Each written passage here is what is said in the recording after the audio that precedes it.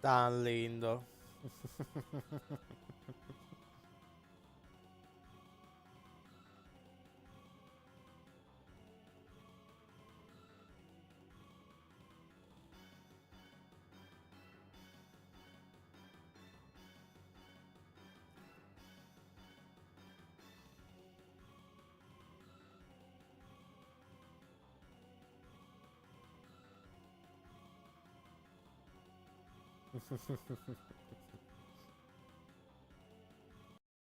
Qué linda.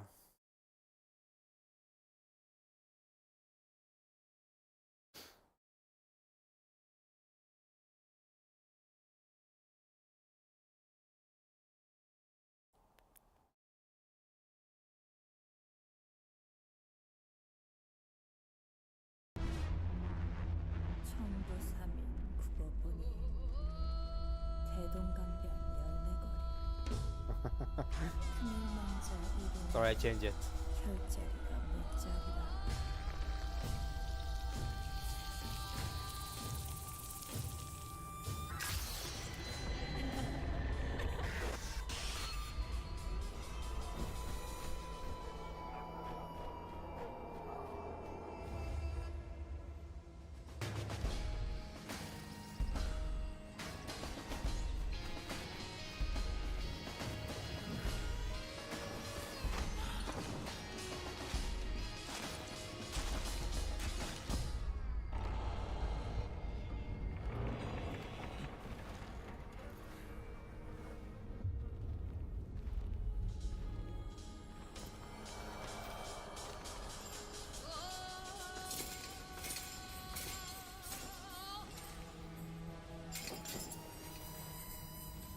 기어코 여기까지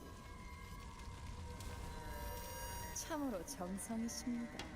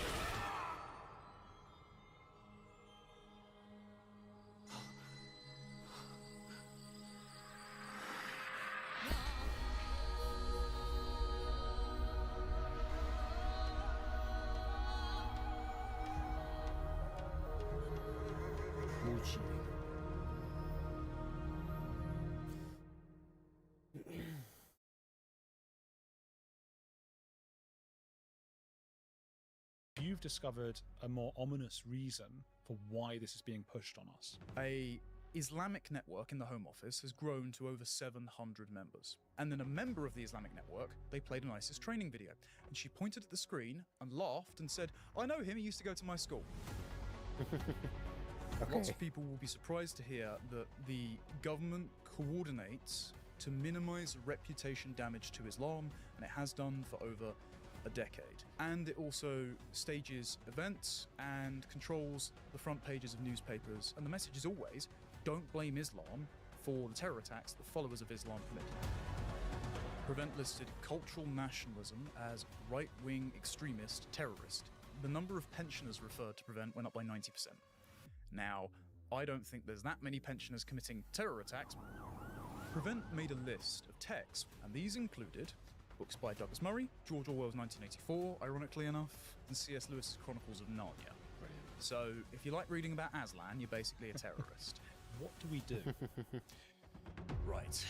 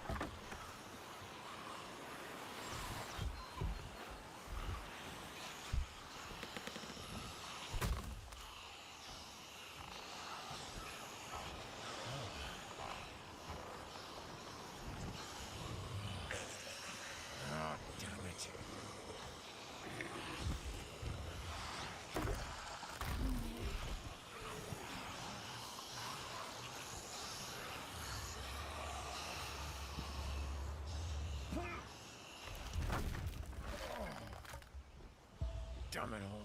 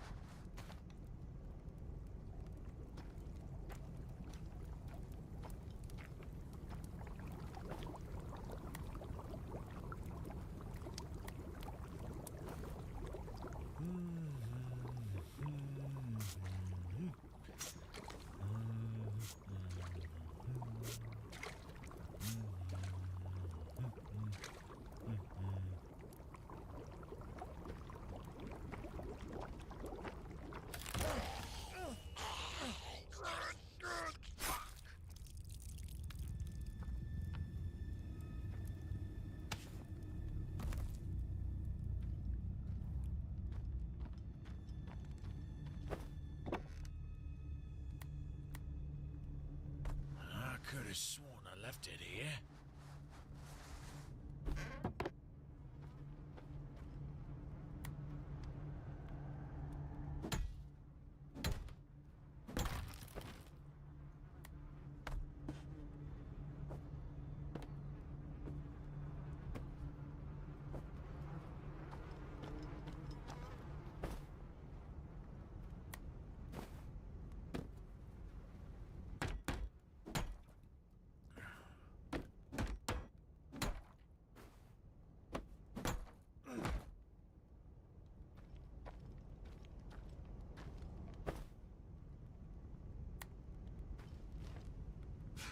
God Save Birmingham is an upcoming third-person survival game developed by Ocean Drive Studio and published by Cacao Games. Set in 14th century England, the game plunges players into a medieval Birmingham ravaged by a mysterious plague that turns townsfolk into the undead. As the lone survivor, you must navigate a meticulously recreated medieval town, scavenging for supplies, crafting tools, and managing vital needs like hunger, thirst, and fatigue. The game emphasizes realistic physics-based interactions, barricade doors with furniture, use ladders to escape, or trip over obstacles if you're not careful. Combat is gritty and grounded. With no formal training, you'll rely on makeshift weapons like pitchforks and sickles. The game challenges players to decide between fighting or fleeing, with each choice carrying significant consequences. God Save Birmingham is expected to release in 2025 for PC via Steam, with console versions planned later. 2025. Death hath cast its shadow o'er this land. All hope seemeth lost, yet still thou dost fight. Why? What seekest thou in the dark? A touch of warmth? A gold coin or two? No.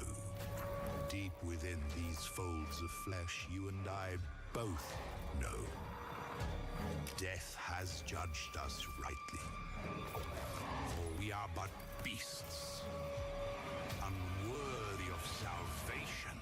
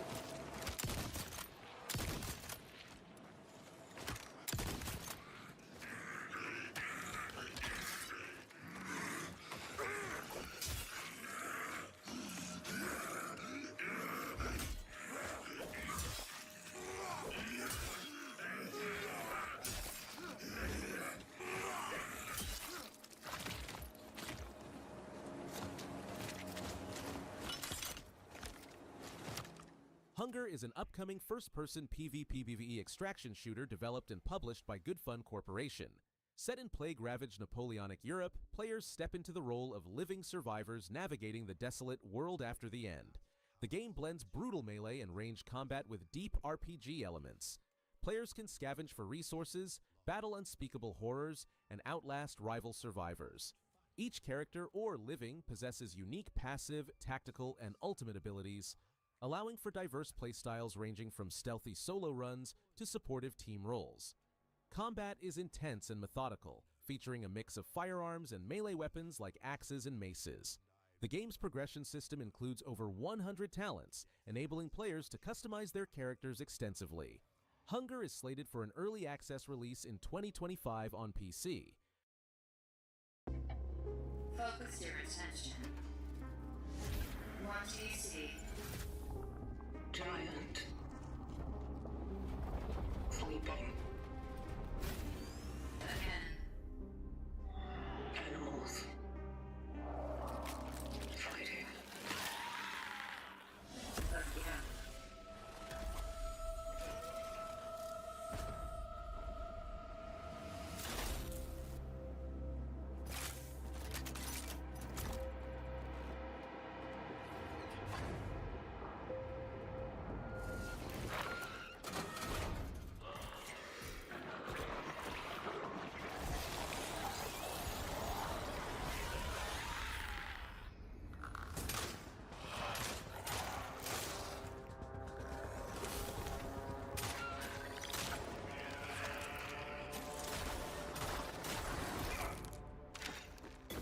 Stay focused.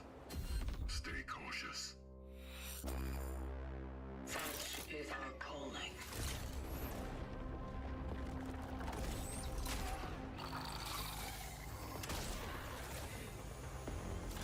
I love this kind of music.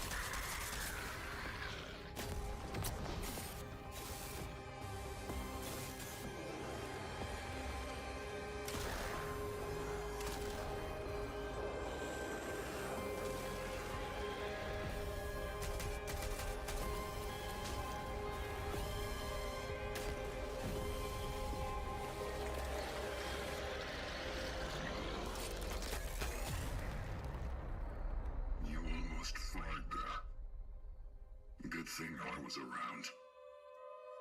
Traveler. Chronos: The New Dawn is an upcoming third-person survival horror game developed and published by Bloober Team, the studio behind the Medium and the Silent Hill 2 remake. Set in a dystopian future, Nice. players assume the role of a traveler working for the Enigmatic Collective, navigating a world where Eastern European brutalism meets retro-futurist technology.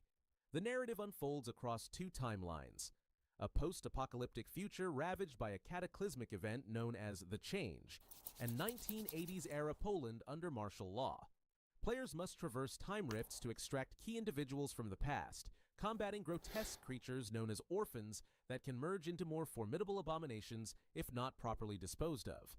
Gameplay emphasizes strategic combat with limited resources, requiring players to burn fallen enemies to prevent them from merging. The game draws inspiration from titles like Dead Space and Resident Evil, offering a challenging experience without an easy mode. Chronos: The New Dawn is slated for release in 2025 on PS5, Xbox Series X and S, and PC. I have arrived at Rubicon Station to assess the psychological state of the staff. Terrible things are happening here.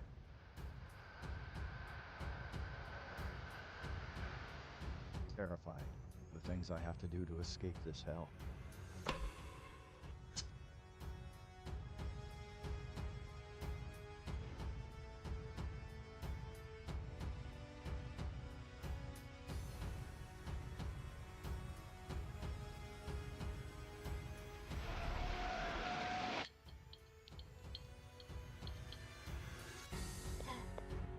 Come back.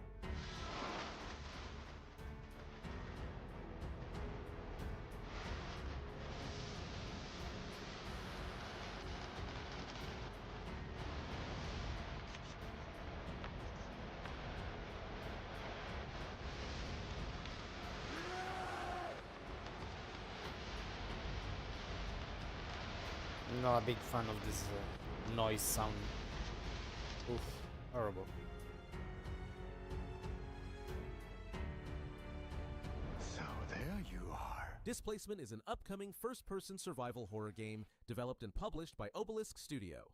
Set in a remote polar research station, players assume the role of a psychologist confronting a mysterious madness that has overtaken the facility's staff. The game emphasizes immersive storytelling with a HUD-less interface that heightens tension and realism. As players delve deeper into the station's secrets, they must manage their sanity, which directly influences gameplay, transforming the protagonist from a vulnerable survivor into a formidable predator as madness takes hold. Combat is brutal and melee-focused, requiring players to use improvised weapons and environmental elements to fend off deranged cultists and other threats.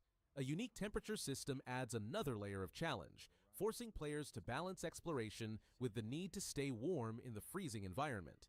While Displacement has garnered attention for its intense atmosphere and gameplay mechanics, its development faces uncertainty.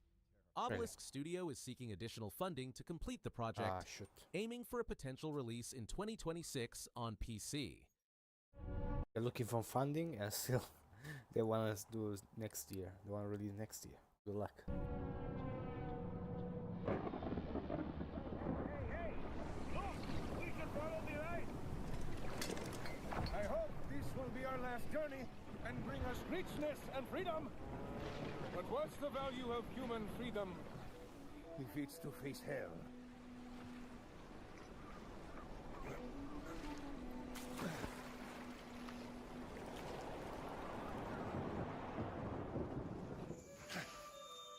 This way.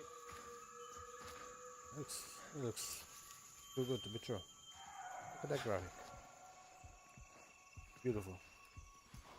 Over there. I'm behind you.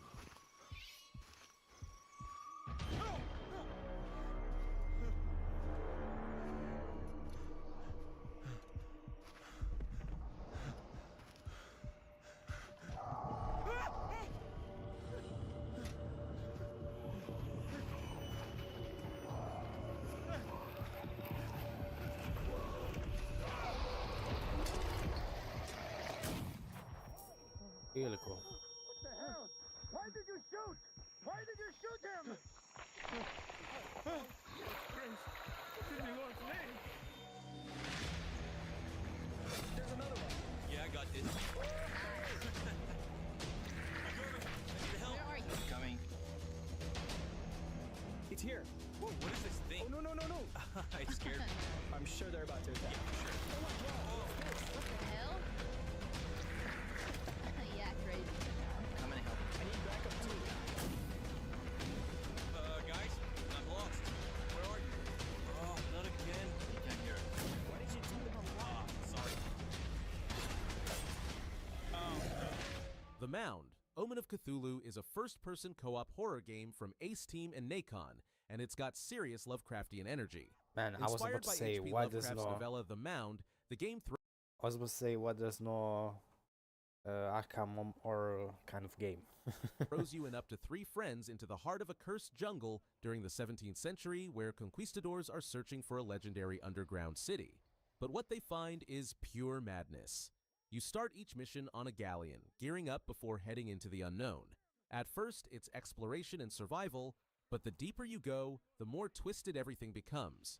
Hallucinations blur your senses, grotesque monsters emerge, and even your allies might not seem so trustworthy anymore.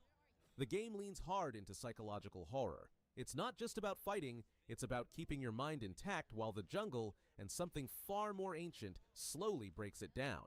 If you're into creepy, atmospheric co-op games with a heavy narrative twist, this one's for you.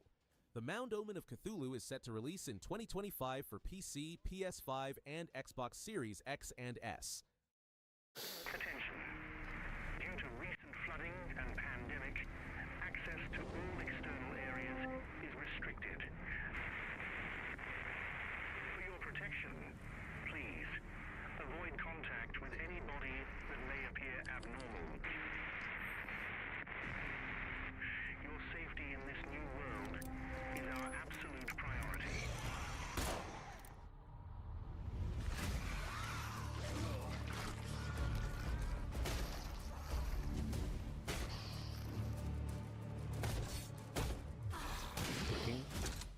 Sinking City 2 is an upcoming survival horror game developed and published by Frogwares, the studio renowned for their Lovecraftian adventures. Set in the 1930s, the game transports players to a flooded Arkham where supernatural forces have plunged the city into chaos. Unlike its predecessor, which leaned heavily into detective work, this sequel shifts focus towards intense survival horror.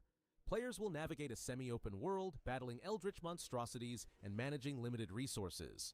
While the core gameplay emphasizes combat and exploration, optional investigative elements remain, rewarding those who delve deeper into the city's mysteries. Powered by Unreal Engine 5, The Sinking City 2 promises next-gen visuals, bringing the decaying cityscape and its horrors to life.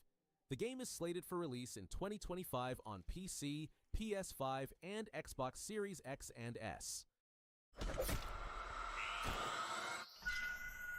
Loud. This was loud.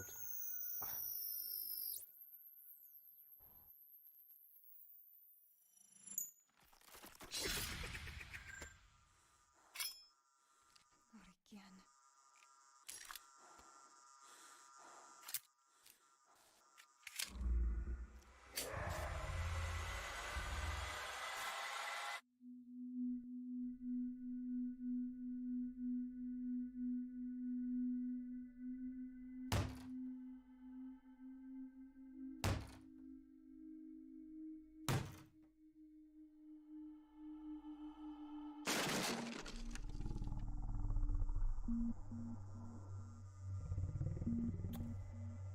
I like the sounds. Sounds are really cool.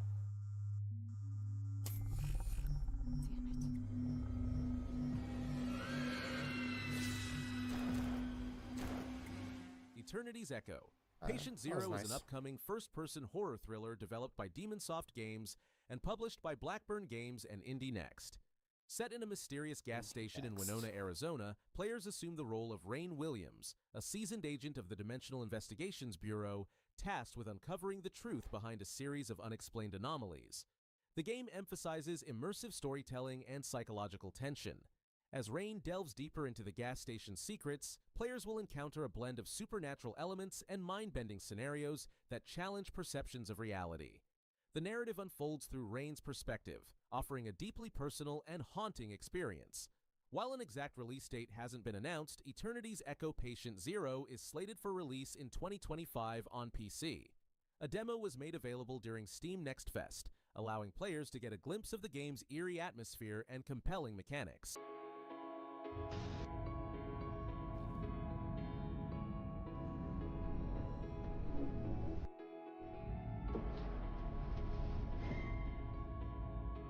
Status report. Looks like it penetrated through there. We need to inspect the hull damage first. Not too bad. Doesn't look too good either. What is that? You cooling all right?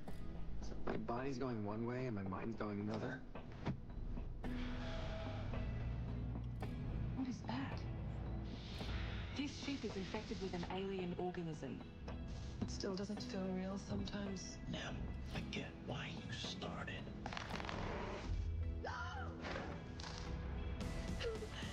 Lord have mercy.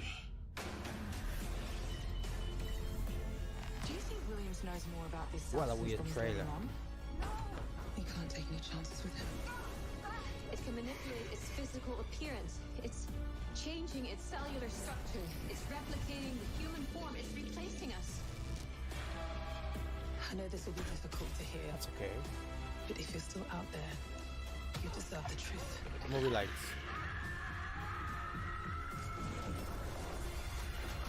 Really? It's okay. Directive 8020 is an upcoming sci-fi survival horror game developed and published by Supermassive Games, known for titles like Until Dawn and The Yeah, Quarry. exactly. This game marks the They remind me beginning of that. Season 2 in the Dark Pictures anthology. Set in the year 2250, the story follows the crew of the colony ship Cassiopeia, which crash lands on Tau City F, a planet 12 light-years from Earth. As they attempt to establish a new home for humanity, they encounter a shape-shifting alien organism capable of mimicking its prey, leading to paranoia and mistrust among the crew. Players will nice. navigate this tense environment through a third-person perspective, making critical decisions that affect the narrative's outcome. The game introduces new stealth mechanics and tools like the scanner and wedge tool to detect and evade threats. Featuring actress Lashana Lynch as pilot Brianna Young, Directive 8020 offers both single-player and multiplayer modes, allowing up to 5 players to experience the story together. The game is scheduled for release on October 2nd, 2025, and will be available on PS5, Xbox Series X and S, and PC. Let's check this in-game. Sports.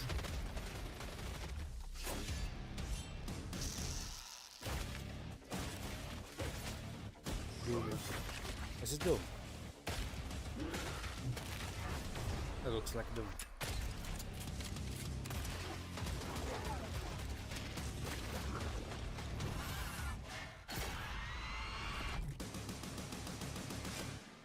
It appears Moorcroft's little project is as real as they say.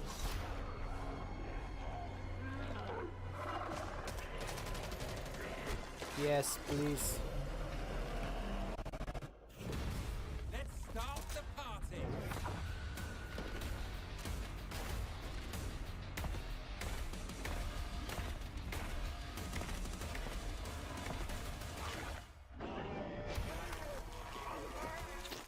Killing Floor 3 is the next chapter in Tripwire Interactive's blood-soaked co-op shooter series. Set in 2091, 70 years after the events of Killing Floor 2, the world is once again under siege by Horzine's bioengineered nightmares, Zeds. You'll join Nightfall, a rebel group fighting to stop these monstrosities before humanity is wiped out. The game sticks to its roots with wave-based combat and 6-player co-op, but it's cranked up to 11. Zeds are smarter, faster, and more terrifying than ever. Some even crawl on ceilings or use jetpacks to flank you. Thanks to Unreal Engine 5, you'll see every gruesome detail, with dynamic dismemberment and blood that sticks around. Weapons are fully customizable and environments are more interactive. Think traps, turrets, and hazards you can trigger mid-fight. And yes, Zed Time is back, letting you slow down the chaos for those cinematic headshots. Originally slated for March, Killing Floor 3 has been delayed to later in 2025 to give the team more time to polish the experience. It's coming to PC, PS5, and Xbox Series X and S. We will escape here together, but it must rely on your power. What is this place? If we can escape from here, I'll tell you everything.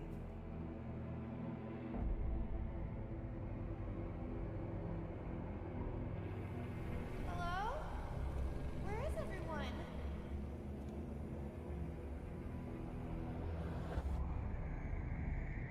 But trust me, Alexia, there is no better place for you. Psycho Dead is an upcoming third-person survival horror game developed and published by Moon Catalyst, a passionate indie team from Thailand. Set within a shadowy high-tech laboratory, players step into the shoes of Alexia, a young girl endowed with formidable psychic abilities, striving to escape a facility teeming with grotesque and relentless stalkers. Let's go back. Alexia's psychic powers are central to both combat and puzzle solving. She can unleash forceful blasts akin to bullets, manipulate objects through telekinesis, crush enemies under immense pressure, and erect barriers to fend off attacks. These abilities offer players the freedom to choose between direct confrontation or stealthy evasion, adapting to the challenges that lie ahead. The game pays homage to classic survival horror elements, limited resources, intricate puzzles, and a haunting atmosphere, while introducing modern twists. The dynamic environment encourages exploration and strategic thinking, ensuring that each playthrough offers a unique experience. While an exact release date hasn't been announced, Psycho Dead is slated for release in 2025 on PC. Kinda.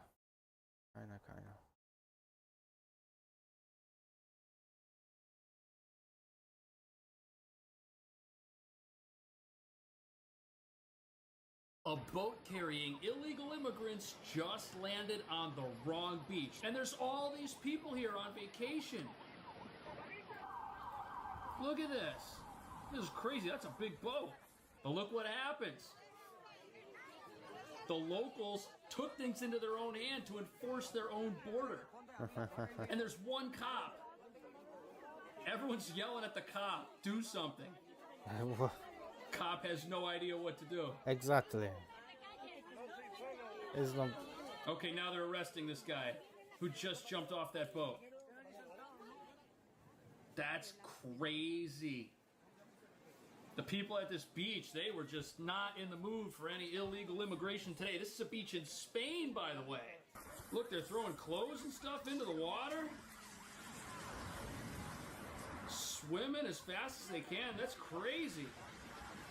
And apparently it's a popular vacation destination here where this took place. I don't know if their boat meant to go here or if they were aiming for somewhere a little bit more secluded, but it didn't work out that way because right away, these guys got taken down. But the real question is, would we be seeing any border enforcement in Europe at all if Trump hadn't been elected? Greece has had enough of illegal migrants Oh, using they their have. shores as a ticket into Europe. What The emboldened small them? nation is defying Europe's lax policy Why on would they do accepting that? illegal immigrants making the dangerous voyage across the seas from the Middle East and Africa on They've small found boats, their courage to finally enforce their own shutting laws. the door and turning them back. Wow, that's Greece has crazy. started rounding up and arresting illegal migrants. About These time. guys who arrived in Crete from Libya were hauled onto Oh, a man, bus look how many there straight are. to a detention centre.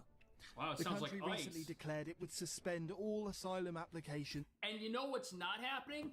Progressive protesters are not storming this operation screaming for these people who entered this country illegally to be set free. Look at that. From North African countries and Oh, they're set to coming from work North as soon Africa. as the law was signed.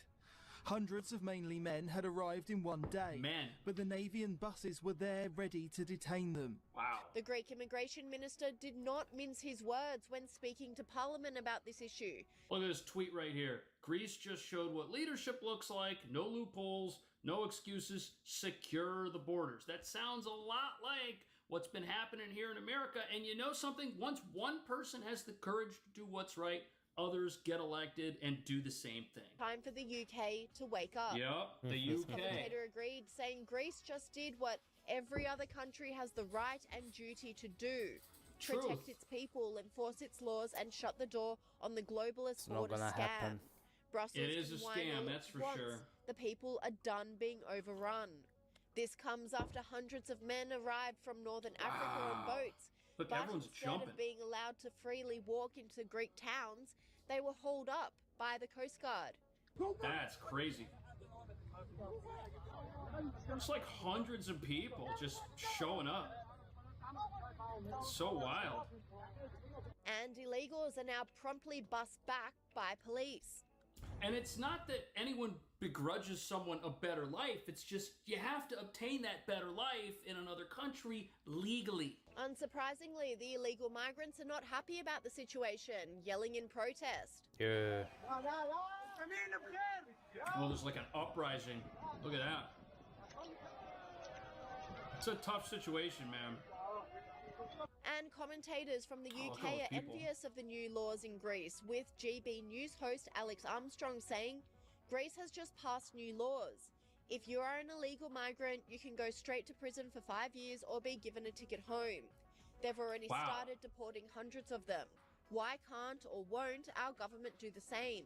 You know, that's a good question for the government in the United States, too. A lot of these folks are getting released, especially in sanctuary cities that harbor fugitives. But as you're about to see, sanctuary cities, they don't just exist in America, and the one across the pond in London, well, there's a lot of people there with something to say. Look at this.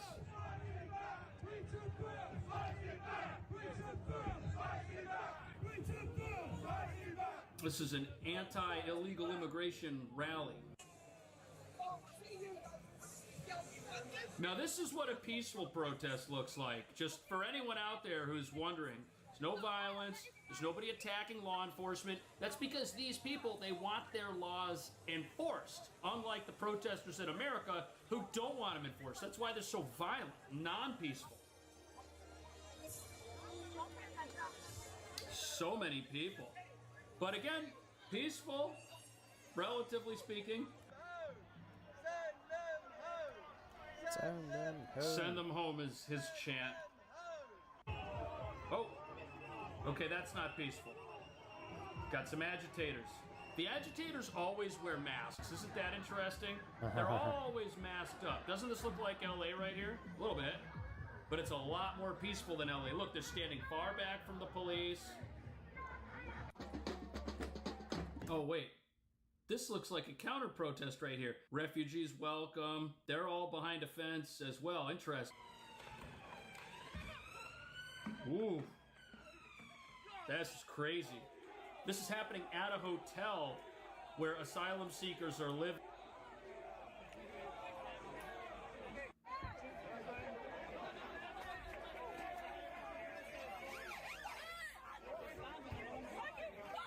Look, they got their camera covered in a tarp here to protect it because they know something's going to happen.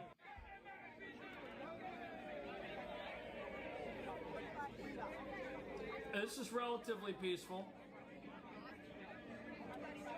What are the riot police going to do? They have like motorcycle helmets here that are adapted, face shields. And now they're using them. Moving in. Oh! Alright, someone probably in the back of that van right there. We can't see who. Oh no, they're going home. They're done. That was the whole operation. The whole uprising is over. Oh wait, something else is happening. This is crazy. Now they're attacking their own police? I mean, this is what happens when a country doesn't enforce its laws. It's happening in Los Angeles, and it's the reverse of this. You've got lawlessness happening, and people are upset. They either become emboldened by the lawlessness, or they try and do something about it. Either way, this is a failure of government, what we're looking at here. Britain is heading for open sectarian conflict, possibly war.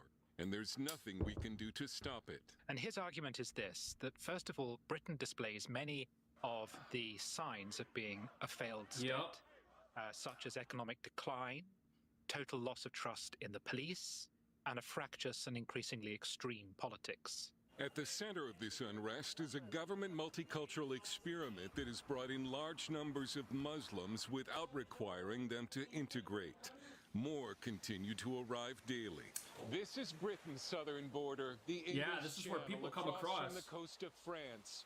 And it's as porous as the Rio Grande River. 2 weeks ago, 1,200 illegal migrants arrived in a single day. When you have a country in decline, and you add large numbers of new people into the mix, that's crazy. What you end up with is ethnic conflict over resources. Well, okay, only if new people, quote unquote, come into the mix and don't have any way to plug into the society that they are now trying to be a part of. And it's even more of an issue if the individuals who come in need immediate government assistance and may for years to come in the future. All that might be needed to trigger a civil war is another terror attack. Working class anger exploded last summer when the son of a Rwandan immigrant. Only much later did police reveal the killer possessed an Al-Qaeda training manual. Right-wing and working-class British are also angry over what they claim is a two-tier justice system that favors This is Muslims. a big problem, too. Last week, this man was convicted of a crime for publicly burning a Quran in a political protest. So, if that's a crime, but some of the other stuff that happens is allowed, people are going to get upset because you don't have fairness. A man with a knife who threatened to kill him faced no charges. How is that possible? Add to this rising crime, Orwellian state censorship, and economic decline in many areas. Academic and news commentator Matt Goodwin. I think there is a widespread consensus in the country that Britain is a nation in decline, economically, demographically, and culturally. There are areas that are just as poor as Eastern Europe, as parts of the developing world, in Northern England, in some of our coastal towns. The perception is, among the white working class, that the state actively prefers ethnic minorities. Well, you know, even if that's not true, what are people supposed to expect when the guy who's burning a Quran is the one that gets more time than the person who attacked him with a weapon? I mean, what signal does that send to people about how the country has decided to run itself? And what are people supposed to think when they see that? They're saying, why is it they get hotel rooms? Why is it they get welfare when we are struggling? Yeah, people are asking the same thing in America.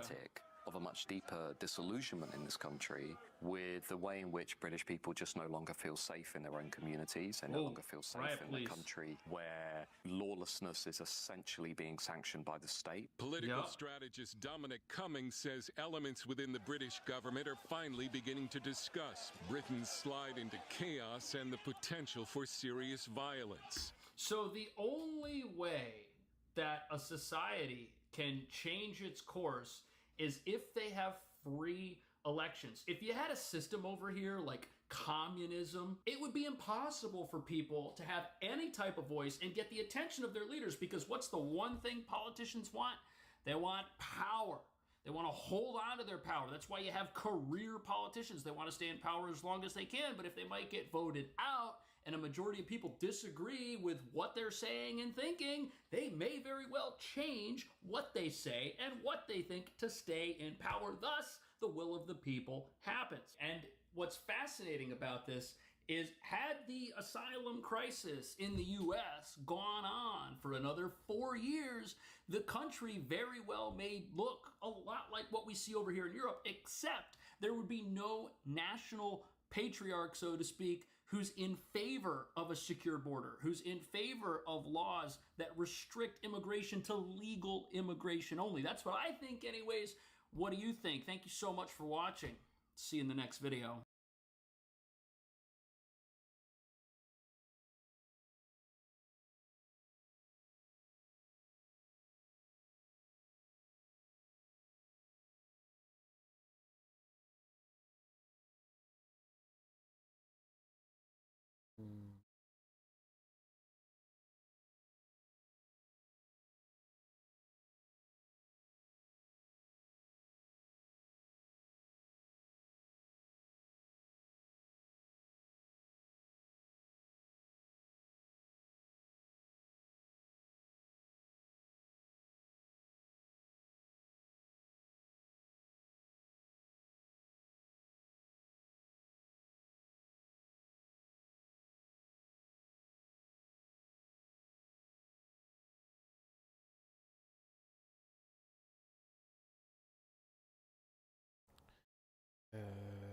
What is Dev. Shrek is one of my favorite characters of all time. When I was growing up, I watched Shrek movies on repeat. In fact, I probably wouldn't be who I am today without the influence, the wisdom, and the guidance of Shrek. So you could probably imagine just how devastated I was when I heard that Shrek 5 has been delayed for 6 months to 2027. But why, you ask? How could they do this? Today we're going to talk about just that. Now, just to preface everything, okay, DreamWorks has never actually come out and said why they're delaying this movie. However, I think the entire internet is on the same page about this. So on X, the very first reply to this post announcing the Shrek delay was, good, fix the character design. It's happening again with an ugly Sonic picture. The history book on the shelf is always repeating itself. Somebody said they delayed it to change the animation style. Trust. They read the hate on the new designs and are going back to formula. More ugly Sonic. So a lot of people have actually already made up their mind about how they feel about this character design. Now let me just show you guys a quick comparison of Shrek in the most recent trailer versus Shrek as we know him from the previous 4 movies. Now personally, when this trailer first came out, I saw the difference immediately in Shrek's character design and I was very thrown off by it. It honestly looked a little bit cheap. It felt like they were sanding down Shrek's unique proportions and features. It almost felt like I was looking at a spin-off TV show of some kind, and a lot of people have reacted the same way. But of course there's also a portion of people on the internet who don't actually see this. Literally looks the same, just higher fidelity. What exactly is different? The hyperbolic comments saying it looks way off or they hate the changes are ridiculous. They are damn near identical. I don't see any difference between the two examples. It just looks like the quality of the animation increased, so there's a touch more detail. They are fine and not that bad. People are just overreacted. I just don't know what is it about Shrek's face that feels so wrong. Yeah, I can't explain what's wrong with Shrek's face either. Maybe because it's less rounded than it was before. You know what?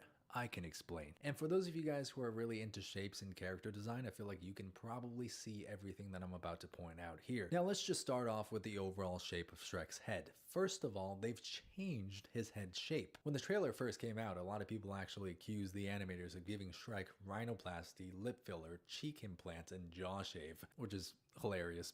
He did in fact get a jaw shave. First of all, old Shrek had a much rounder and wider head. It was round at the top and it expanded as it moved downwards, and his face was humongous. Whereas on the new Shrek, you're actually getting a much more tapered look. It looks like the jaw is no longer where it was before. It's been shrunken, hence the jaw shave. Now, of course, that's not the only thing. If you take a look at Shrek's old nose, it's much more flat at the bottom. It's a lot more buttoned down. Whereas the new nose is shaped much more like an upside down triangle than the oval that was the nose before. Now, that might sound like a small thing, but it actually makes a bigger difference than you would expect, because it actually shrinks the distance between his mouth and his nose. So that further reduces the effect of the bottom half of his face looking huge. Bigger, He's looking a little bit more human. But we actually can't even stop there. His eyes have also been moved. Whereas before his eyes used to be much further apart, they were a little bit smaller and they also had a more human look to their shape. You know, they're much more almond-like as opposed to round. And I don't know what it is about contemporary animation just wanting to make completely round eyes for every single character. It's getting tiring.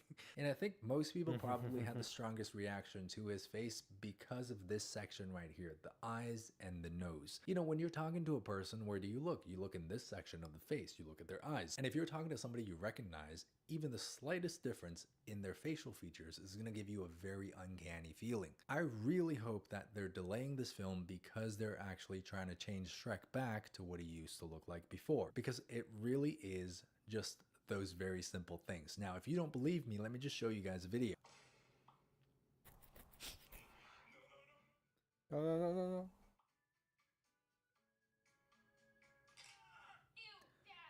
Look at that. Oh my.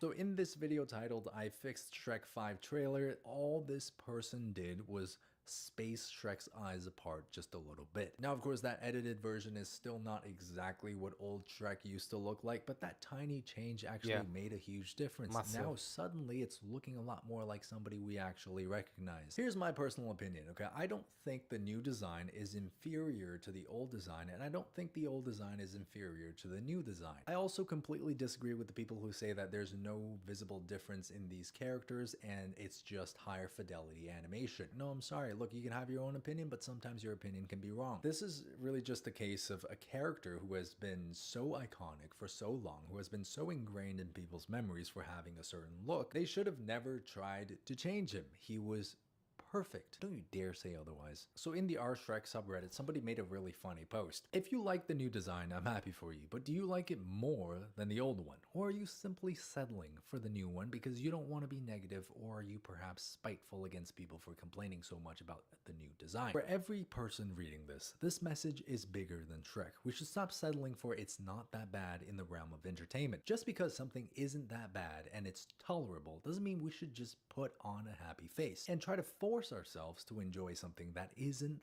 that bad. The original Shrek was so incredible that we didn't have to say it's not that bad and force ourselves to be okay with it. Honestly, facts. It was so amazing that it left an imprint on us forever. It did. Whether or not you want to admit it, the original design for Shrek as well as the supporting characters was a huge factor as to why it was so good. More grounded, real, relatable, less cutesy and cartoonish. And of course, this is not the only person who felt this way. It seems like the entire internet was feeling the same thing. Daily Mail put out an article saying the fans say they all know why Shrek 5 was delayed. They're literally showing Instagram comments saying, good, hope that means they're fixing the animation, they're changing the character design, we all know that. Hopefully to make the animation look somewhat similar to the last 50 movies. If we want to look at a case that's kind of similar to this, of course we need to look no further than the Ugly Sonic saga. So that trailer first came out in 2020 and they caused so much backlash that the film was delayed for 3 months just so they can fix the animation. And that redesign was actually incredibly successful for Paramount. And now Sonic the Hedgehog 4 is in development after the initial trilogy earned over 1.1 billion worldwide, which likely never would have been possible without the redesign of Ugly Sonic. Shrek 5 potentially being delayed for a redesign of its own could be perfect. And honestly, this is a really good silver lining in all this. You know, even though I feel really bad for the animators who were working on this film, you know, they probably poured their hearts and souls into giving Shrek plastic surgery, but nobody wanted that. Nobody wanted Shrek to get plastic surgery. The Sonic team even responded to Shrek 5 in the backlash, joking that if any green ogres need help, they have some tips. You know? Paramount's Sonic the Hedgehog Hedgehog situation proved how perceptive audiences are to being listened to on matters such as these. As a result, if Shrek 5's delay is due to a redesign, it could be perfect for the upcoming movie. I sincerely hope that this article is correct, and I hope that we are correct in our assumption that they're doing this for a redesign. And you know what? Until the movie comes out, I'm just gonna leave this video up here. My prediction is they are gonna redesign Shrek. They're gonna bring back that old beautiful face that we've all grown to love and live. And personally, I have a lot of faith in DreamWorks. You know, I loved Puss in Boots. That's one of my favorite animated movies no longer in recent times. So I'm sure, you know, the people at the studio are aware of the backlash on Shrek's new appearance. And I'm sure they're chill enough to kind of take fan feedback into consideration before actually releasing the film. So I am still rooting for Shrek's success. You know, I hope he comes back exactly as I remembered him when I was a kid. He doesn't need to change. He is absolutely perfect just the way he is, and I want to see him exactly as he was when I saw him before. But that's just my opinion. Let me know what you guys think about Shrek's plastic surgery. Should we reverse this procedure? Should we proceed with the way he is? But I think for all the artists out there, you know, who are into drawing characters and making character designs, this is a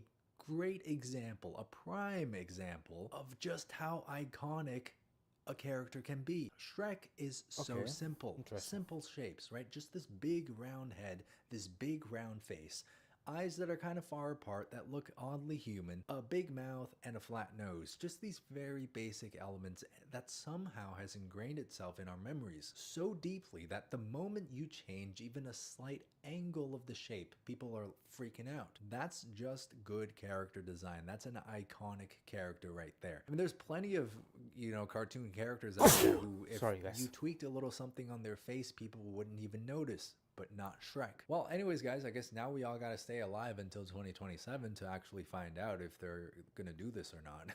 So this is fun, you know, if more stuff comes out about this story, about the designs of these characters, I'll try to cover it too, because I'm a huge Shrek fan and I'm really looking forward to this film. Now, if you guys want to see more art-related content, feel free to subscribe to my channel, check out my Patreon for monthly art tutorials and process videos, and I'll see you guys on the next video. And if you're not subscribing, that's okay. I'll see you in 2027 when I put up my Shrek review. Shrek 5 review. It's going to be absolutely glorious, okay? In 2027, we're going to pivot. I'm going to pivot to movie reviews.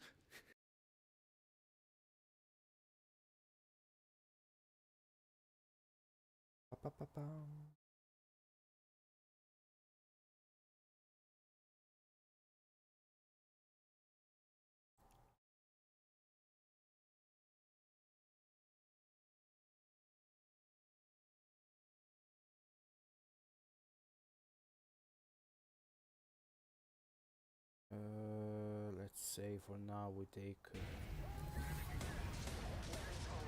Hostile detected. Weapons hot.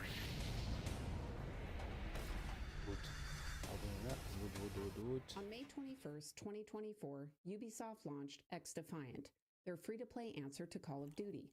The early numbers were excellent, and it looked like it was going to be a hit. A million in an hour.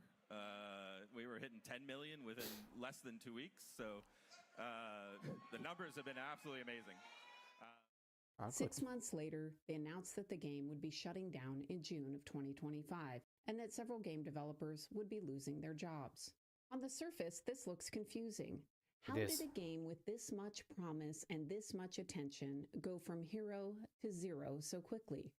Was it a lack of marketing support from the publisher? Was it because the game engine was bad? We'll likely never know exactly what happened, but after reviewing the clues, I wasn't surprised that XDefiant failed.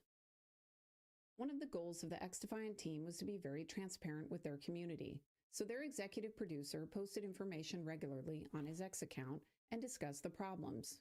For example, he said the following.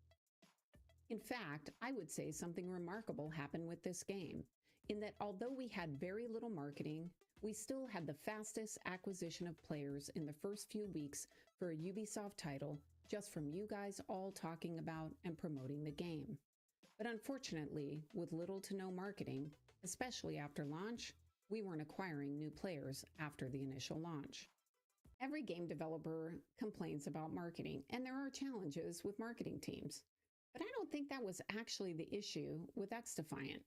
You see, they had something like 1 million players in the first 3 hours. They had plenty of people trying the game. And when you have that many people trying the game and then leaving, it's not a marketing problem. It's the game. The issues within the game were bad enough that people left and didn't come back. For example, they had a lot of issues with their matchmaking system, and it wasn't skill-based when they first released. How does XDefiant cater to both FPS pros, the sweats, and casual players? Well, the way we've been handling it is by mixing them all up in the same playlists. We don't have skill-based matchmaking, so players, you get in the game old school, OG style. If you're not good, that's your opportunity to get better. We made the same mistake with Gotham City Imposters. We didn't have skill-based matchmaking, and it turned out it was kind of a ticking time bomb. When everyone is first starting out, it's awesome. You find matches, and you're all pretty equal because you're learning the game together. Eventually, however, that wears off, and soon the less skilled players aren't having fun. New players that are just joining in are getting wrecked immediately. Also, not fun. Well, that's happening This is all the time. essentially a new game, right? It's a full launch of a brand new game, but I already know every single map, like pretty well. I'm not learning these maps, I'm not learning these guns or anything, and I think for some people, that learning curve is what's turning them off the game. With XDefiant, a few months after launch, they decided to fix this and added a ranked mode. Sadly, that didn't go over well either. Within a day of release, one Reddit user dubbed the mode a hilarious train wreck. Their post specifically called out the lack of penalty for quitters, games starting without full lobbies, and the absence of solo matchmaking. There were also complaints about balance and progression. Some people wish there were more modes, but these were minor compared to the issue with hit registration. You see, the game wasn't able to detect if you were getting hit with bullets. And that's pretty important for a game like this. Of course, it's also a very well understood issue. One of the first games I worked on was called Fighter Ace. It was developed by a company called VR1, and it was Microsoft's first massively multiplayer game. I was working as the publishing producer. I'm capable of handling over 100 players at once. It started as an arcade flight game, so you can kind of think of it as Quake in the sky. And at that time, it was 1997, so we didn't have broadband. You had to connect to the game over a modem. And believe me, the latency and connection issues were much worse than they are today. Like XDefiant, we had a client-server architecture, and we had to use tricks to deal with packet loss. Without getting too detailed, the trick is to make the game experience that the player is seeing and feeling awesome on their client while you're waiting for the server to tell you the truth. Because at the end of the day, the server is running the actual simulation. It is ground truth for what's happening in the game. This means that as you're waiting on the player's machine, you're extrapolating or guessing what is happening on the client until you hear from the server. The server is running the actual simulation of the game, and once they tell the client machine the truth, the game smoothly moves the player back into reality. If you don't handle it well, it can be a terrible experience for the player. They can get shot without being aware of that. They can think they shot and killed someone, but they didn't actually. They can even die unexpectedly. It can be incredibly frustrating. Mark Rubin wrote the following about the issue, and he blamed it on resources. We had other issues, though, as well, that we tried to be transparent about. For one, we had crippling tech debt using an engine that wasn't designed for what we were doing, and we didn't have the engineering resources to ever correct that. When I was at Xbox, I helped kick off a shared game engine that was eventually called XNA. As part of that research, I went through and read every game postmortem I could get my hands on, and I created a list of common issues that every game developer on projects complains about. Game developers never feel they have enough people. So saying you don't have enough resources on a game, that's not really a good answer. You need to dig deeper to see why it was you didn't have enough resources, or maybe if you had the wrong resources. It's just not very helpful to say you didn't have enough, because you never have enough. From what I've seen, it looks like the team had a pretty clear idea of what they wanted to build. They wanted to make a Call of Duty killer. So they must have known that the engine wasn't really built for what they needed. I mean, as you just saw with the client-server architecture, there's a lot of work that needs to be done there, and if the engine didn't support it, They would have needed to figure out how to resource that work, and not at the end of. Alright, guys. I think he's their voice. I don't know.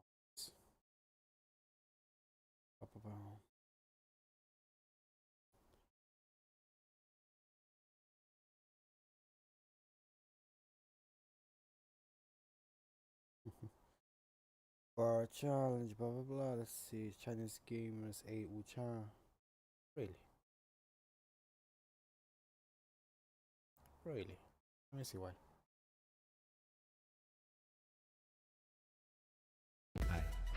Blood message. Project the Perceiver, where winds meet. Chinese games are on the rise.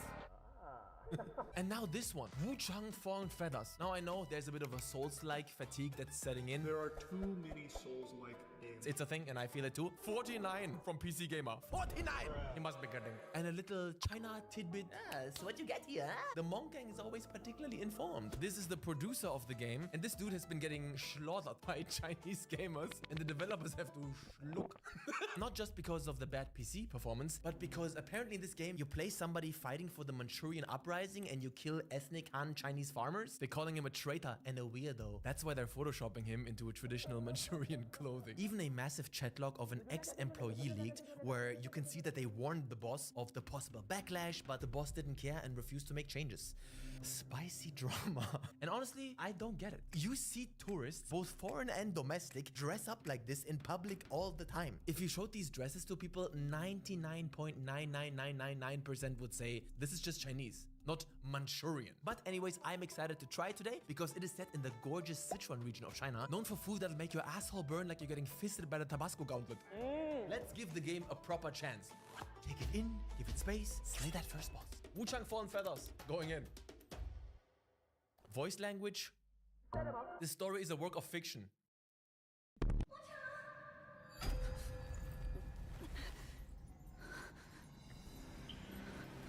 Is this one of Shi Yongxin's mistresses?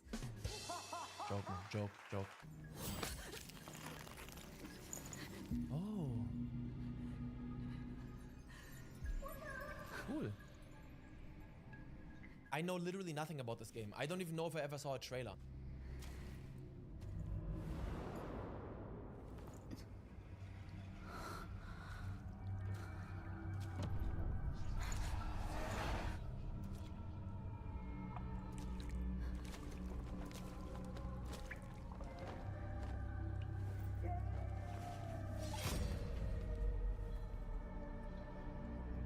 Tutorial boss fight?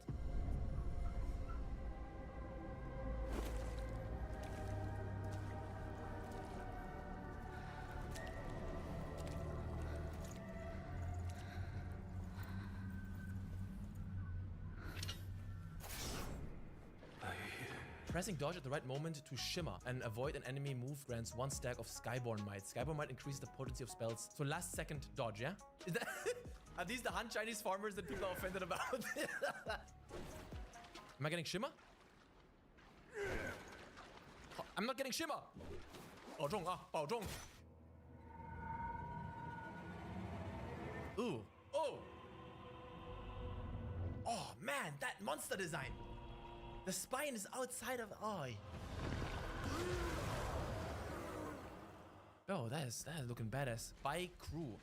That's it. I can't block. That's fucking me up. This game looks okay. I can't block. This game looks legend. My god, it's... Oh, what the... Oh, yeah, was I supposed to die here? Like the tentacle guy? Oh. I like that sword, bro. Yeah, that's a Shuangshao-jian. I love this weapon, man. It has some of the most beautiful forms in Shaolin. Very flowy, gentle movements. Sadly, I never really got to learn it properly. Anyways. Cool. Actually, a cool video. Oh cool my... clip there. Sheesh. So Wuchang means ever-changing or impermanence, but the game isn't even called that in China, which I find very fascinating. Yeah? The original title is Mingmo Yuanxu Zhu Yu. I hope I said that right. I'm not 100% sure. Which means late-stage Ming Dynasty Feather of the Abyss. Rolls off the tongue. Heavy. Really? Oh, what the? Wow, this is actually very beautiful. First level is like fighting our way through a temple. I like that. You know what else is giving me a vibe right now? Giving me a little bit of a Black Myth Wukong first level vibe. In the jungle? Yeah, come on. Are these monkeys? Heavy. Nice. Bro, she's just no range, bro.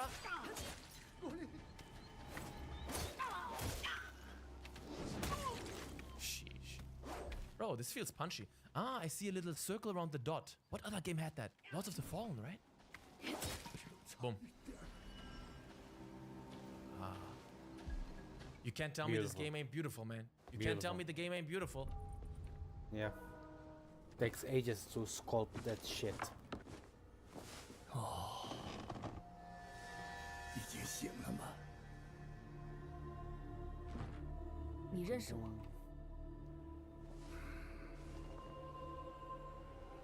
I can't believe I understood both of those things. My Chinese is on fleek. 数日前，在山涧中发现侠士羽化病发，昏迷不醒，便将侠士移至那佛窟山洞中静养。羽化病。侠士一无所知吗？自从半年前，佛岩镇上生出一个吃人的妖孽，之后百姓大多染上此四肢长出羽毛的怪病。此病无药可医。 So my friend sent me this ancient Chinese mythological text called The Classic of Mountains and Sea that dates back to the 4th century BC, and there is a mention of a feather person. Yeah, it looks like this, but I'm not sure if it's related. It's not like a crazy curse or monster. Open the donation box. Sorry, I still have the Sheldon Abbott story in my head. And by the way, they already selected a new abbot yesterday, 2 days after the arrest. I think this is the sanctuary, round table hold, basically. Oh, I have a compass too, I didn't even notice that. Offer blood at shrine to awaken its powers. Yep. Hopefully this game has a little bit more to it than your classic Souls-like. Enter Dream, reset the state of the world. Impetus repository, level up, unlock stats and weapon traits. Oh, okay. This looks cool. A little bit like Jedi Fallen Order, yeah? Sheesh. It's like an old, overgrown temple, man. Very beautiful. Whoa, whoa, whoa, whoa, whoa, attack from the side, attack from the side. Holy shit. I have a blue dot here. Is that the, the whatever the shit I just unlocked? Uh-huh, now it's gone. What's up with my... I'm coughing today. Yo, there's a temple in Dongfeng called the Da Fa Wang Si. It's like the Shaolin temple, but more beautiful. It's built right in the mountains. And it's kind of like that. Very nice. Oh, this guy looks tough. LT is my discipline and LB is my weapon skill. Discipline? Bruh, this attack has no range. Oh my god! 这个 damage 太大了. Is this circular thing their posture or some shit? Na, du bist ein Hund, Alter. Oh god. Hey, I'm having fun, man. Dropping to 0 health results in your death. This makes you drop red mercury based on your current madness. What? After which you are revived at the shrine you last prayed to. Head back to the place you fell to reclaim the red mercury that you lost. Increase madness when used. Also prevents loss of madness for a time. What are you talking? Yeah. What? Are you mad? Why are you making it so complicated? Oh, nice. Nice. There it is. Come on. Yeah. Faint red feather. Yo, right now, I'm just thinking like, why the fuck are people hating? But okay, I'm just at the start. Yeah, I get it. I'm just at the start. I get it. Spare me. Let's leave. Shit. How the fog gently rests on the mountain tops, huh? Oh, 帅哥. 干啥呢? The guy looks like a Tai Chi practitioner. You wrote to me about searching Warship's Rise for clues about Baiyu. Have you forgotten? 你都不记得了？我不记得。Baiyu? 白玉是你的妹妹。哦， my little sister. 看来那个老船夫没骗我。 So weird. 他说手臂上 seeing 出羽 Chinese 毛 playing 是得 video. 了羽化之症，得了此病会逐渐失去记忆，若是病情加重，可能会变成吃人的妖物。 I guarantee your feather arm will be the source of some abilities later. 100%. We've seen it too many times. I scouted the shoe sanctum a few days past. Aside from a deranged Taoist at the entrance, it seemed safe. Rest there and search for clues. Deranged Taoist smells like a boss fight. Ah, man. Buddha Cliffs. And we got a set of grace. Of a blood.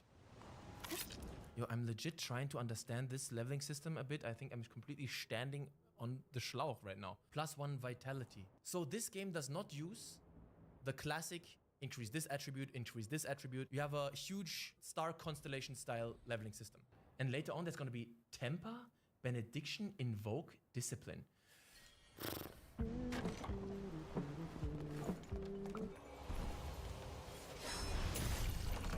Whoa, whoa, whoa, what did I do? Oh, I posture broke him. Nice. Posture break. Posture. Posture break. Very satisfying. Tongue Palace made. Oh shit. Oh shit. There's a mini boss, yeah? Okay. Mini boss, it's time to lock in. Circle around your enemy and hold RT to perform charged heavy attacks, leaving them vulnerable to a lift. Circle around your enemy. Yeah, how? Oh, shit.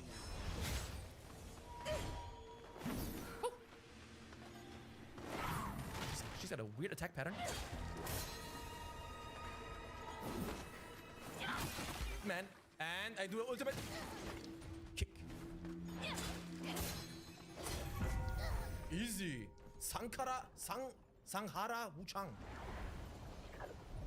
Oh shit. I absorbed her into my feathers. Benedictions come in 3 types: Oath, Wisdom, and Memory. You can socket benedictions onto weapons or remove them at shrines. Benedictions greatly increase your weapon's capabilities. Man, sometimes I really think, keep it simple, stupid. Do we need all this data? Do we need it? Keep it simple. Sometimes, honestly, the less you tell the player, the better. Let it all be a vibe. Remove health bars. Let it all be physical damage. Remove all numbers. But hey, it's a great game. Hey, I'm thinking out loud here, okay? I have combos too. Dash strike. LB, RB, RB. LB, RB, RB. This reminds me of a place in China called in Luoyang. Lungmen Shiku or something. 1,000 holes in the walls, caves with Buddhas, and half of them have like their heads missing because people steal them. Oh, I got a spear. New weapon, new weapon. Wow. Red People steal them. Spear. Okay, okay. Whoa! Spear, one of the coolest weapons. If I stayed a little bit longer, the next weapon I wanted to learn was spear. I love it. The forms are so unique.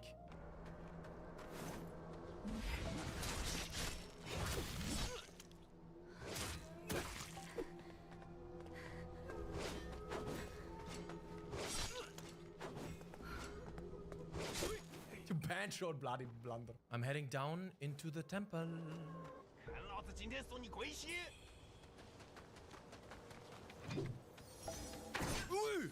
Oh, I can charge that up! Damn! One thing I still have to test. I still don't know if they're really iframes. Let me actually test this. I'm just gonna. There are. Yes. Because in the beginning I felt like I was still getting hit when I was dodging.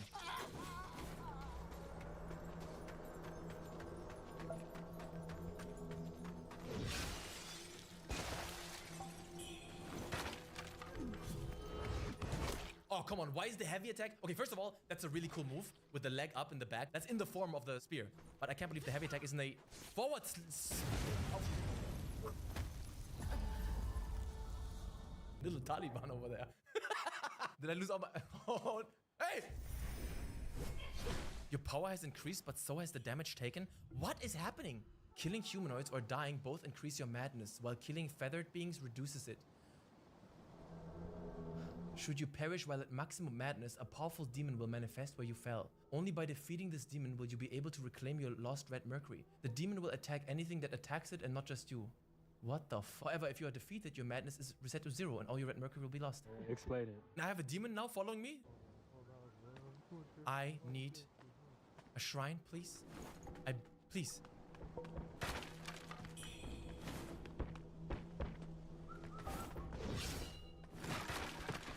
Oh my god.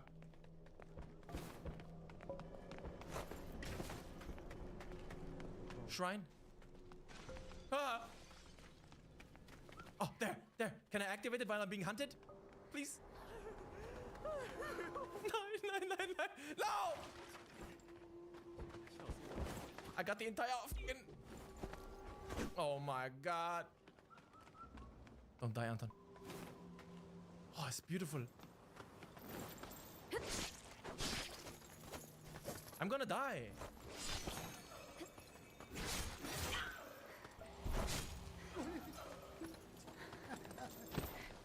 Oh.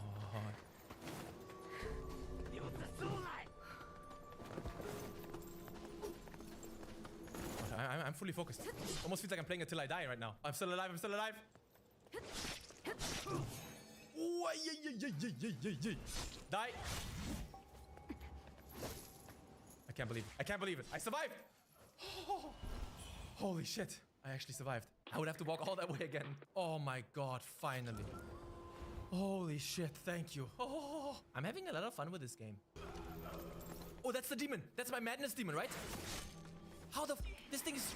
This is my madness demon? Yeah, okay. Alter. Is it even smart? Oh.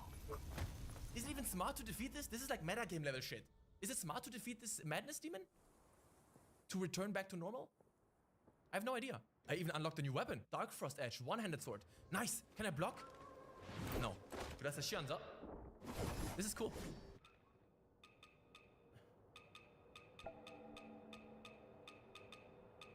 Aha, I knew it. I knew it. I was dying so many times, I was thinking 100% there's an item like runes that I can consume to get red mercury. Yup. Batch use. And they import the same stupid ass UI. Oh, this could be done so much simpler. Use all red mercury items. How about that? One button to use up all.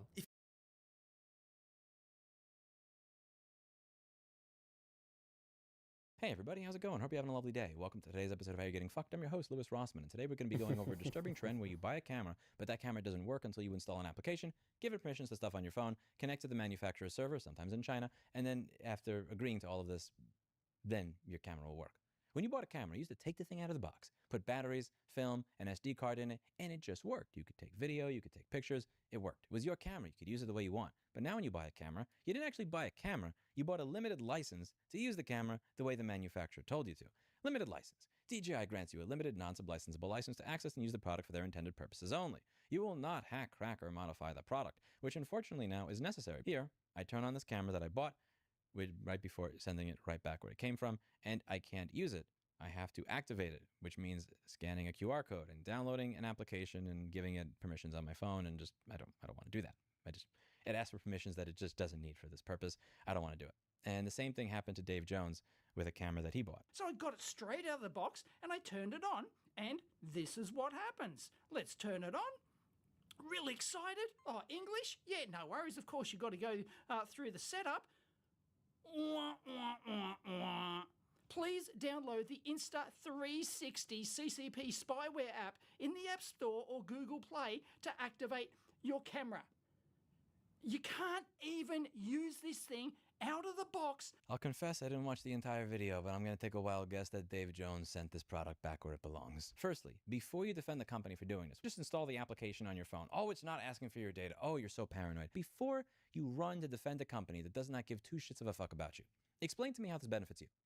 How are you benefited by buying a camera that instead of simply working out of the box, will not function until you install their application, give it your data, connect to their server, and activate it? There is no way that your experience with this camera is improved as a result of the requirement that you connect to their server. Insta said the following: "Hi, when using it for the first time, the camera needs to be activated through the app. The activation is a necessary process to ensure that the product that our customers receive is official and not fake. It is a method we use in order to protect your consumer rights." That is some really good gaslighting. They're telling you, we did this because we care about you. You're not my mommy. You're not my daddy. You're not the fucking intermediate school principal. So how about you let me use my camera and leave me the fuck alone?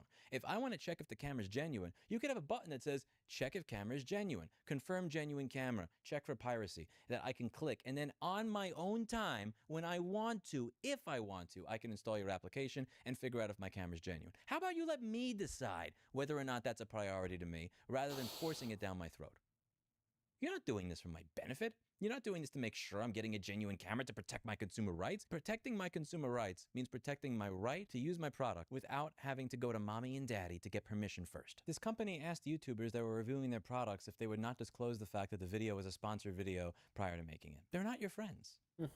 BlackBerry is your friend. Adorable little kitties are your friend. Not Insta360. How many ways do you think this could go wrong? I'll give you a couple of scenarios. Number one, For recording videos on YouTube, I almost never buy new products. My first camera that I bought that was high quality was an NEX EA50, which was very old. I have here a Sony Alpha A5100, also very old. I like to buy these things on eBay. Sometimes I buy products that are used that are actually used, and sometimes they're products that simply have not been opened for 5 or 10 years. They're overstock devices. Now, let's say that you take this product out of the box, and it says it will not work without activation, but the activation server goes down, or that application no longer works with that older product. When does that happen, Lewis? That happens never. It's not like a major multi-billion-dollar company would ever turn off a server to be able to activate a product that had a lifetime license it was sold with. Right. Secondly, we live in a very, very polarized society. So recently I did a video regarding this application, which is essentially Yelp for men. Men have responded by making Yelp for women. We have AI age verification now, where they will scan your information that you need to be able to utilize free websites. So there's a lot of sucking up people's personal information, rating people based on all this different type of stuff, lots of political polarization. What if you had an application like this, and what if the company selling the camera just says, here's a list of people I don't want using it anymore? You go to use your camera, you spend $500 for it, you put on all your information, and it says, sorry, we don't want you to use our product because we don't like people like you. We don't like people that play Charles Mingus on the jukebox on the first date. We don't like people that vote the way that you do. We don't like people that play the games that you do online. I'm sorry, you cannot use our products. By forcing this type of shit, you are allowing that to occur. That can happen. That cannot happen if you do not have this type of activation in order to use a piece of hardware. Because we're talking about hardware. We're not talking about software where we can have disagreements, but I can at least understand the concept behind when you buy it, it has a serial number. Because software can be copied millions of times over at no cost, that's why they have to do that, to make sure that you actually bought it. Here, it's a camera. Now, I know that you may be thinking, Lewis, that's a slippery slope fallacy. How could you even, why do you always think about how things can go wrong? Have you not been paying attention? We live in a Black Mirror episode. And I'm not kidding. Black Mirror is not a prediction of the future. It's a documentary. Season 7, I believe, started being written around July of 2023. This is a video on my channel on June 2023. Planned obsolescence comes to brain implants. The dystopian future we're creating is scary. A brain implant was created by a company that went bankrupt, and rather than allow the person who had that brain implant to continue using it, they forced it to be ripped out of her head, at which point she no longer functioned the way that she used to. What was Season 7, Episode 1 about? Black Mirror doesn't predict the future. At this point, Black Mirror is a documentary. We live in one of those episodes. You know, when people talk to me about the slippery slope fallacy, I would take you seriously if we didn't live in a world where I have to tell you about one of the conversations that I was having yesterday. I had a heated conversation with one of the people that works with me at my nonprofit. It was very interesting because we're talking about the bounty program that we're putting together, and we're talking about some of the companies that have disabled products after the sale. And I'm talking about some old cases like the Lexmark case, and I'm very curious where the legal line is here. Like on a scale of 1 to 10, how certain are we that certain items are actually illegal? There's a company that took away people's ability to use what they bought and paid for. They did this with thermostats, they did this again with exercise bicycles, and this is apparently totally legal. However, if our foundation pays somebody who then releases a solution to all of you so that you could use the product you bought and paid for again, that could be illegal. We had an argument about this. We're talking to lawyers about this. But the fact that that discussion even exists, that I'm asking a lawyer, hi, is it legal or illegal for us to unbrick a device that a manufacturer has bricked after somebody paid thousands of dollars for it? We live in a Black Mirror episode. And we have for quite a while. And I don't feel like giving these companies ammunition that'll get them closer to Season 8. It's not a slippery slope. It's reality at this point. Season 8, Episode 1 of Black Mirror. You buy a product, and every time you buy something, you have to use an app to activate it. I buy a water bottle. I scan the QR code on the water bottle in order to open the water bottle. They go to the T app and they see that at Casino El Camino, Louis Rossman kept playing the same Charles Mingus song on the jukebox on the first date. Sorry, no water for you. No. Don't defend this. I promise they're not going to give you stock in the company. They're not going to give you a share of the profits. They're not going to give you a discount on the product. Here's how you can push back against that crap. When you buy this and when you return it, do not explain the reason as anything other than defective. Mark it as defective. Product does not work. Wanted to take video, would not let me take video. There's 2 reasons for this. The first is that it makes sure that the definition of defective remains sane. Because if you buy a camera and you can't use that thing out of the box without doing all this bullshit, that's a defect. Secondly, it fucks with their merchant statistics. So whoever they're using, let's say you're selling a product on Amazon or eBay, they want to know what the return reason is. Because if it's, I don't like the product or it was different than I thought it would be, then that sounds like it was the fault of the buyer. However, when you mark the product as defective, That makes it the fault of the seller. It fucks up their metrics, and it forces them to change how they do things if they want to stay on the platform. It creates trouble for them. If you bought an Echelon exercise bicycle and you are within the return period, and before they updated the firmware you were able to use third-party apps, but now you can't use a third-party app, don't say other third-party app doesn't work the way I wanted. Defective. They bricked a feature of the product. If you bought a future home thermostat and it's still in the return period, and they pushed out a firmware update that requires that you pay for it, that's ransomware. That's not other, don't like the product, change my mind. That's defective. Make sure that when you return products like this, that you're returning them in a way that fucks with the manufacturer's metrics when you're doing so that they are hurt as much as possible. And don't put up with it. And thank you again for all the people that are continuing to edit consumerrights.wiki, make articles. You're not just changing a profile picture to a Clippy. You're actually putting in work. I respect that. It makes me very happy. It makes me feel like there's actually hope. Because there's a bunch of other shit we're going to be asking you to do over the next 3 to 4 years. And if you're willing to help me with this, it makes me feel like you'll be willing to help me with the rest too.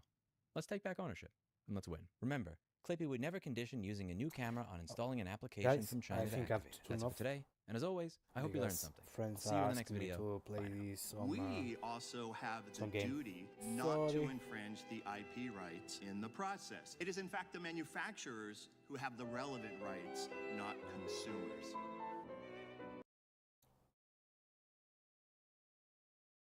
I found some new ideas for this side of the garden. Basically, what I'm planning is keeping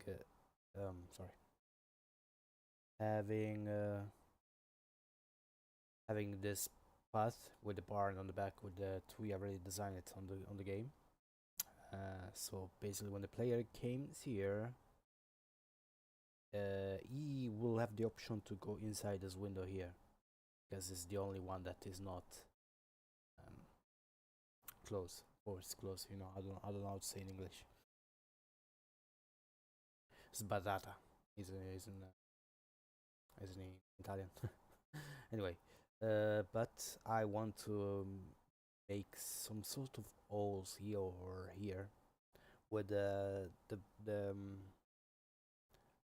this greenery here. We'll have the branches crippling down the path, you know, and then go inside the house and sucking the life out of it, you know, as if the house was a living being, you know, and they give energy to this to grow up. That's the idea, which is I'm thinking it's gonna look cool. I'm quite sure it's gonna look cool. Thematic, you know, to give the whimsical, creepy effect. This is taking ages to finish, but it's gonna look cool. Okay. For now I have to log off. They're calling me on Discord. See you, I don't know when, because tomorrow I start a new work, and I don't know yet when I'm free to pop in. As I mentioned in the message below, you know, on Twitch, in the information, I have mentioned that I will change my schedule by a lot. Instead of doing 4 days, I'm gonna do 5 days, and I'm planning to do on the evening, in a way, on the afternoon, rather than in the morning, like 4 o'clock in UK until 9, more or less. Oi, Nord. I basically just finished this one. I'm gonna show you here first, because I think it looks better here, which is like the barn on the back of the house. Yeah, this is just blocking, you know. This is without texturing and stuff like that. And in the game looks like this. See if Godot decide to work this time around. Actually, let me remove the message. Sorry. Let's see. This is working. So in the game, we go through here. We go here. And then we have the barn here with all the elements.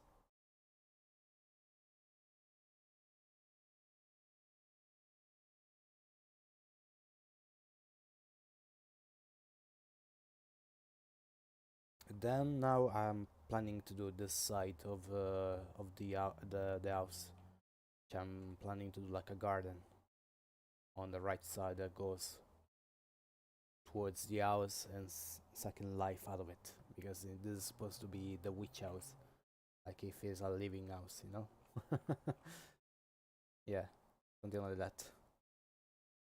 I know right now it's too dark, probably you can't really see much, but yeah. For now I have to turn off the streaming and play with some friends. It's my day off. Again, I'm not sure if I can stream tomorrow and the following days. I still need to sort out my new hours. Oh, thank you. Again, I've been streaming the whole development of this scene game in the last few weeks. So if you want to see more, pop in anytime.